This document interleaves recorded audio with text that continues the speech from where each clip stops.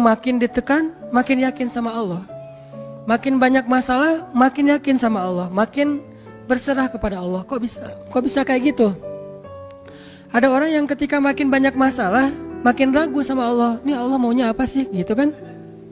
Ketika makin banyak masalah, makin kayak mempertanyakan takdir dan ketentuan Allah. Kenapa kok saya yang ngalamin ini? Kenapa saya dari dulu gak selesai-selesai masalahnya? Kenapa justru setelah saya berhijrah malah banyak masalah? Kenapa para sahabat sebaliknya? Makin dikasih ujian, makin wa ma zadahum illa imanan wa taslima. Gak bertambah kecuali iman dan kepasrahan. Jadi dikasih ujian malah makin yakin sama Allah, bukan makin ragu. Misalnya dia ganti nih model transaksi dagangnya, bisnisnya. Yang tadi mungkin syubhat atau haram, sekarang dia pakai model transaksi bisnis yang halal aja deh, yang aman-aman aja. Gara-gara transaksi yang halal malah banyak masalah. Masih mending kalau masalahnya cuman berkurang income-nya. Ini malah ditipu orang lah, rugi segala macam. Mulai mempertanyakan, nih bener nggak ya saya ngambil jalan yang syariat segala macam, kok malah makin susah nih kelihatannya. Kenapa kita ketika diuji malah jadi ragu sama Allah? Kenapa saya katanya kalau misalnya saya jujur, saya akan dapat kebaikan. Ini gara-gara jujur malah nggak lulus. Ya mungkin nggak belajar tapi jujur. Yang satu lagi yang nggak jujur malah nilainya bagus mungkin. Misalnya nggak belajar tapi dia dusta. Kenapa para sahabat ketika diuji malah makin yakin sama Allah? Malah makin pasrah kepada Allah. Karena mereka pegang janji Allah. Itu salah satu tipsnya.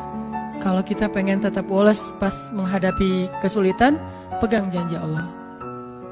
Makin kita kuat pegang janji Allah, diuji, kita makin pasrah sama Allah. Ya Allah, saya akan yakin sama Engkau memegang janjimu. Ketika diuji, saya berharapnya balasan dari Allah, pertolongan dari Allah.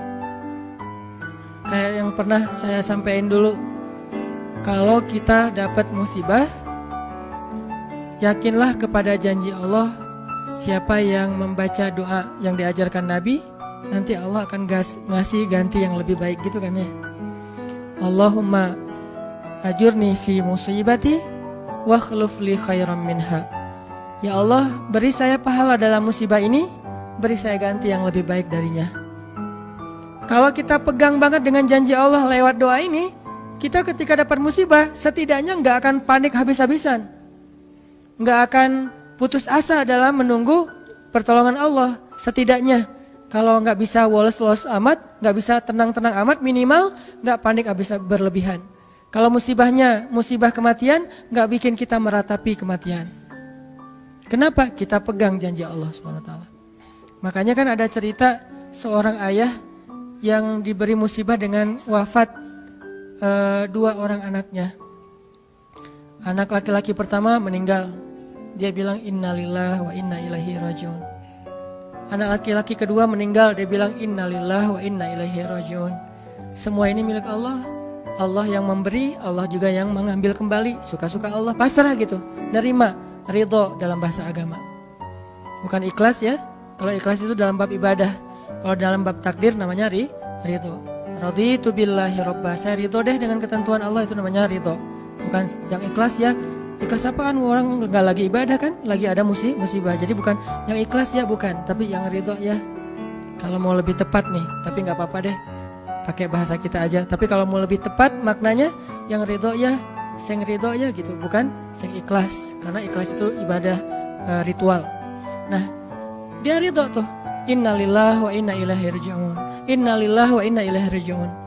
Yang ketiga meninggal juga. Dan dia mulai agak ragu nih. Kok gini-gini amat ya?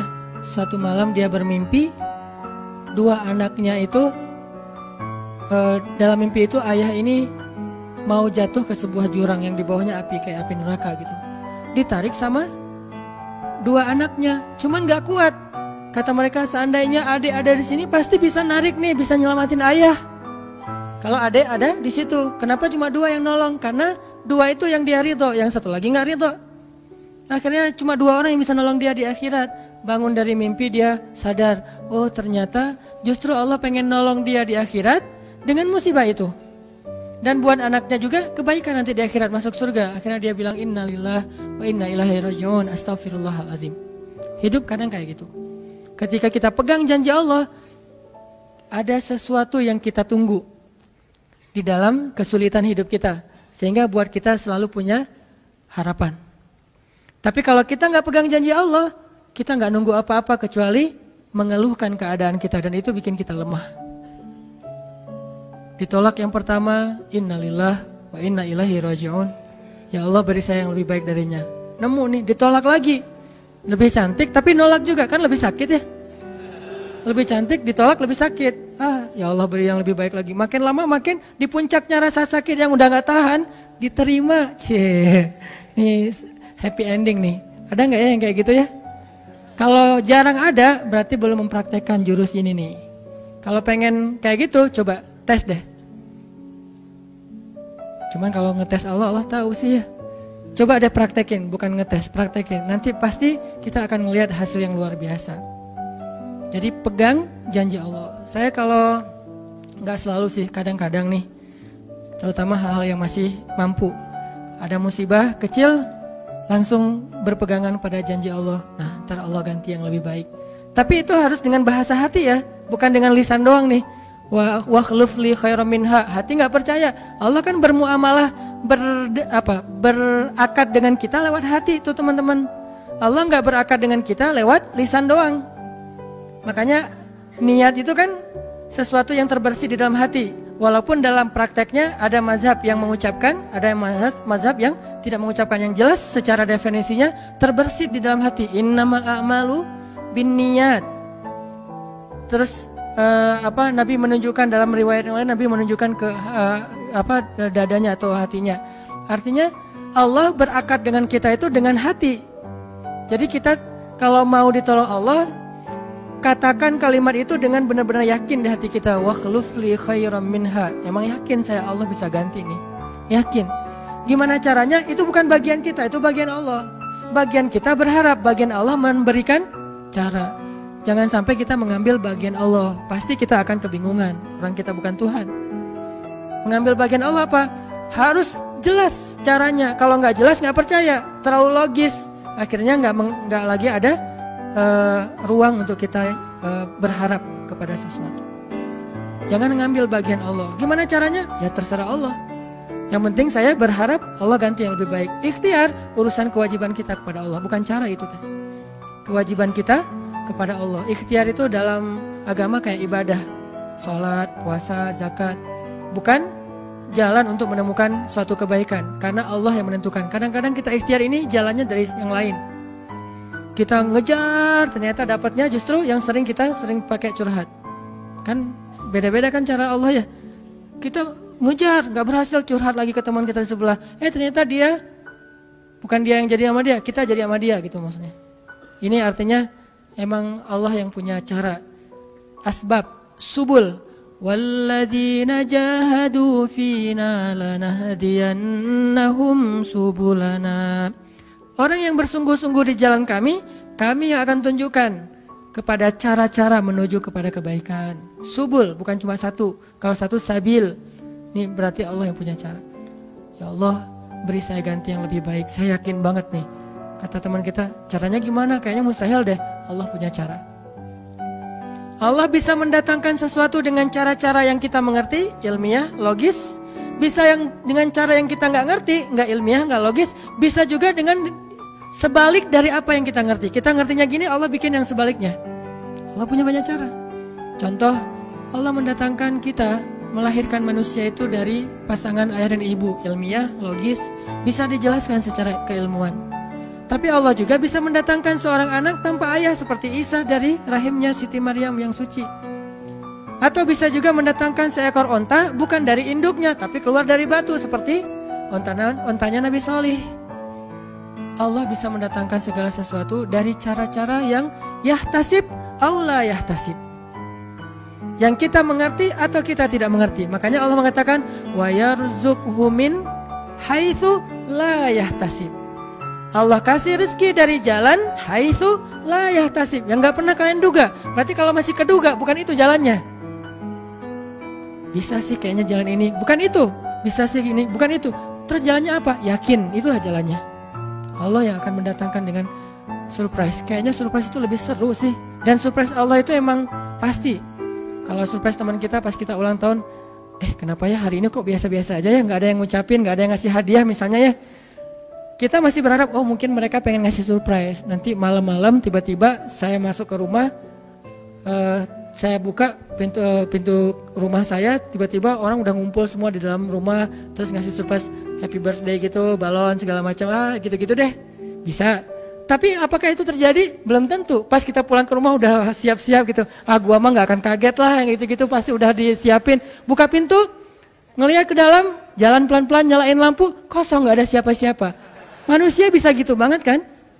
Teman kita atau pasangan kita berpikir, pasti dia ingat lah, nggak mungkin dia nggak ingat hari jadian kita atau hari putus kita terus jadian lagi, atau hari lahir lah minimal, pasti dia ingat. Tapi belum tentu dia bisa ngasih kita surprise seperti yang kita harapin. Kalaupun dia ngasih surprise, kadang-kadang kado atau hadiahnya itu nggak seperti yang kita harapin, biasa-biasa aja ternyata. Mungkin dia lagi nipis keuangannya, nggak punya modal apa-apa, ya udah ngasih apa yang ada aja, pulpen, permen. Nah, Allah nggak gitu. Allah kalau ngasih surprise itu benar-benar ngasih dan buat kita benar-benar ngerasa beruntung kalau kita percaya. Makanya berakatlah dengan Allah lewat hati. Hadza ma wa'adanallahu wa rasuluh wa sadaqallahu wa rasuluh. Benarlah Allah dan Rasul. Hasbiyallah atau apapun ucapan-ucapan belief, termasuk wa khluf li khairam minha, beri saya ganti yang lebih baik darinya. Tapi kita berakar itu dengan hati. Allah tunjukin tuh. Ini yang bisa bikin kita sedikit lebih tenang atau banyak bisa dapat ketenangan kalau kita dalam kondisi yang sulit. Kalau diuji dalam hal-hal yang kayaknya mentok gitu, mau kemana lagi nih, mau gimana lagi nih, mau apa lagi nih, kan gitu kan? Udah nggak tahu lagi mau gimana, mau kemana, mau apa, mau siapa lagi nih? Kayaknya semua yang di list reunian udah ditembak satu-satu, gagal semua gitu kan? Mau siapa lagi nih? Teman kuliah udah, teman SMA udah, sampai teman SD juga udah. Masa nyari teman TK gitu kan ya? Nyari semua nolak, ke siapa lagi? Allah yang punya siapanya. Kadang-kadang siapanya Allah itu kita nggak pernah ngeduga. Yang kita nggak pernah mau ke situ karena berpikir nggak mungkin deh kalau itu mah. Justru kita nggak ngedatangin dia karena kita nggak percaya mungkin. Tapi buat Allah apa sih yang nggak mungkin?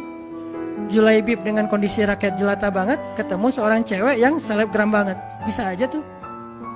Apalagi kita yang insya Allah nggak julaibib amat lah ya. Masih kerenan dikit lah. Walaupun mungkin solehnya pasti jauh dengan Julaibib. Tapi secara fisik ya kita bukan budak. Kita bukan orang yang seperti digambarkan di dalam hadis gimana fisiknya Julaibib sangat pas-pasan. Walaupun tingkat kesolehannya jauh. Pasti sahabat itu tidak tergantikan, tidak tertandingi. Oke. Itu satu kasus di Al-Quran gimana Wallace dengan modal pegang janji Allah. Berakad kepada Allah dengan hati. Ini kata kuncinya. Berakad kepada Allah dengan hati. Dan Allah pasti la yukhliful mi'ad. Gak akan ingkar janji. Gak akan. Kalau dengan hati. Masalahnya tingkat hati juga darajat. Lahum darajatun inda rabbihim. Orang yang beriman itu bertingkat-tingkat. Ada yang imannya itu benar-benar luar biasa. Sampai hal yang paling mustahil buat dia tuh gak ada yang mustahil buat Allah. Ada yang berimannya yang berat-berat mah dia masih agak-agak ragu, yang ringan-ringan dia masih yakin. Berarti aku tergantung prasangka hambaku kepadaku.